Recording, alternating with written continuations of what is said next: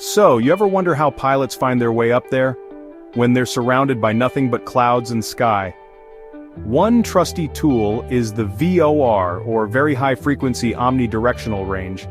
Think of it like an invisible lighthouse for airplanes. It shoots out radio signals to guide them, helping pilots figure out their direction. VOR has been a navigation backbone for decades. Even before GPS, it was king, and it still plays a vital role today. Alright, so you're sitting in the cockpit, ready to wrangle some radio waves. First things first, you need the frequency for the VOR station you want to use. You'll find this critical piece of information on your aeronautical charts.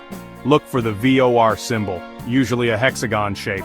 Right next to it, you'll see its name, its three-letter identifier, and its frequency. These frequencies are in the VHF band, typically from 108 MHz to 117.95 MHz. Once you've got that magic number, it's time to turn to your aircraft's navigation radio. This is often just called the nav radio. Most airplanes have at least one of these, and often they'll have two. You'll see a display screen and some knobs for tuning. You need to carefully dial in the frequency you found on that chart. Take your time with this tuning process. Precision is key here. Many modern radios also have a very handy standby frequency feature. You can tune the VOR frequency you'll need into this standby window, while your current VOR is still active and in use. Then, when it's time to switch to the new VOR, you just hit a flip-flop button. After you've dialed in the frequency, give the radio a moment. It needs a second or two to actually lock onto the signal from the VOR station. Now this next part is where things get a little old school, but it's absolutely critical. Every single VOR station continuously broadcasts its unique identifier in Morse code. Think of it as the station's signature tune, its own little jingle. Once you've tuned in the VOR frequency on your nav radio, you need to listen for this Morse code. You'll usually have a knob or a button on your aircraft's audio panel. This lets you select the nav radio's audio output so you can hear it through your headset. Turn up the volume just enough so you can hear it clearly. It's usually a series of dots and dashes, just like in those old spy movies. This is all about aviation safety and positive identification.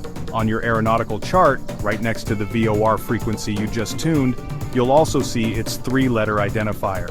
You need to listen carefully to the Morse code coming through your headset. Then, you compare those sounds to the three letters you see printed on the chart.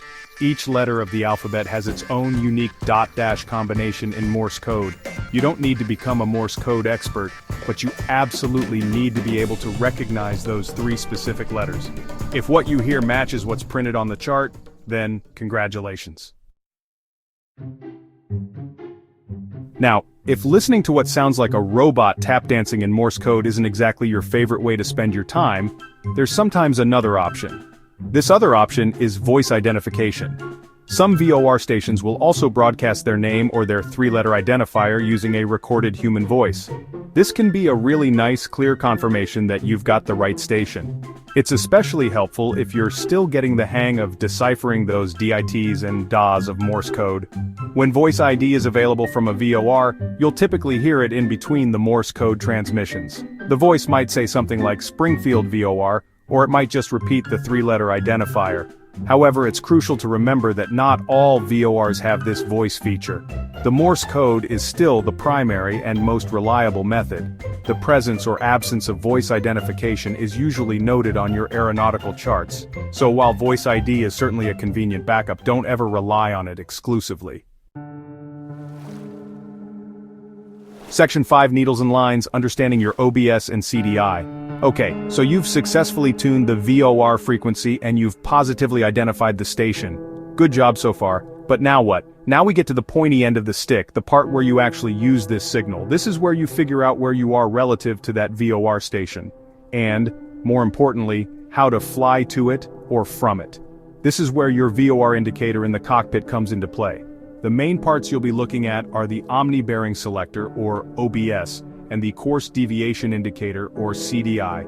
The OBS is a knob that you can twist, usually located around the edge of the VOR instrument. As you twist this knob, you're selecting a specific radial. There are 360 of these radials, one for every degree of the compass. The specific radial you've selected with the OBS is displayed in a window, usually at the top of the instrument. The CDI, on the other hand, is a needle that swings left or right. Its job is to tell you if you are to the left or right of that radial you selected. If the needle is perfectly centered, congratulations, you're right on that radial. If the needle is to the left, it means the radial is to your left, so you need to fly left to intercept it. Section 6. Staying on the straight and narrow, tracking those radials. So, you've got your OBS set to the desired course, your CDI is giving you hints about your position relative to that course, and the TO from flag is making sense. Now comes the actual flying part. The skill of keeping that CDI needle centered. This is what pilots call tracking a VOR radial. It's not just about finding the radial initially, it's about staying on it. This is especially true if there's a pesky crosswind trying its best to push you off course. This requires constant small corrections and a good bit of attention from the pilot.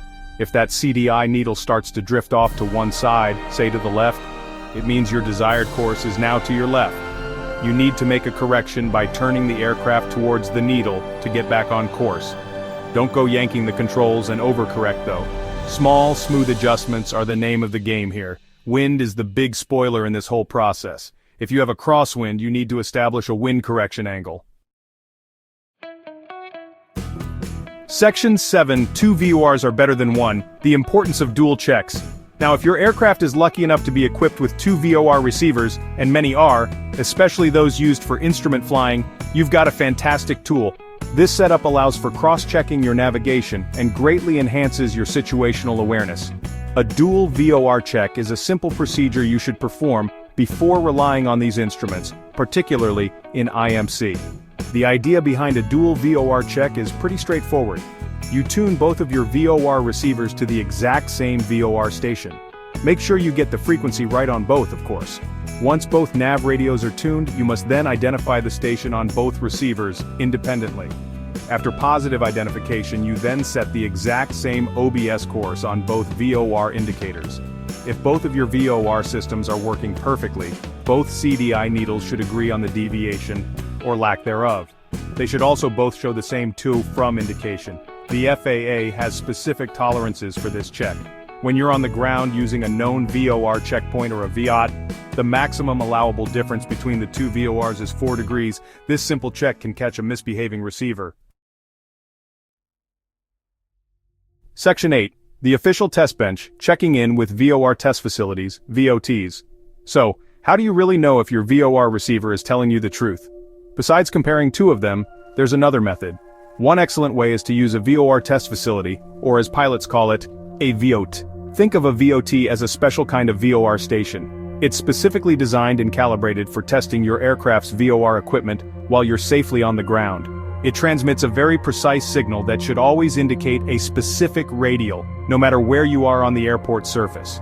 You'll find all the information you need about VOTs in the chart supplement. This document will tell you the VOT frequency for a particular airport, and also the specific radial it's supposed to indicate. Typically, a VOT transmits a signal that your VOR receiver should interpret as the 360-degree radial when the OBS is set to 360 and you get a from indication, or it will show the 180-degree radial with a TO indication when the OBS is set to 180. You tune your nav radio to the VOT frequency. Then, just like with any VOR, you must identify it. A VOT will usually have a specific Morse code identifier. Section 9. So what's the big deal? Why VOR still matters? So there you have it, a bit of a journey through the world of tuning and identifying VORs. It might seem like a lot of knobs to twist, needles to watch, and Morse code to decipher. But this is a system that has guided pilots safely across countries and continents for many generations. From finding that crucial frequency on your aeronautical chart to carefully dialing it into your nav radio, every single step in the process is important. It's not just about mindlessly twisting dials, it's about truly understanding what those dials and signals are telling you about your position. The identification part, taking the time to listen for that distinctive Morse code or the station's voice ID, is your handshake with the VOR. It's how you confirm you're actually tuned to the correct station. And once you're sure, the OBS and CDI become your trusted guides, helping you paint a clear mental picture of your path through the air.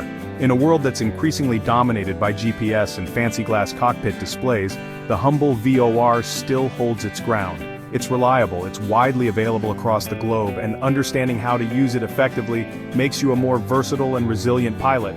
It's a bit of work, sure, but the important jobs usually are.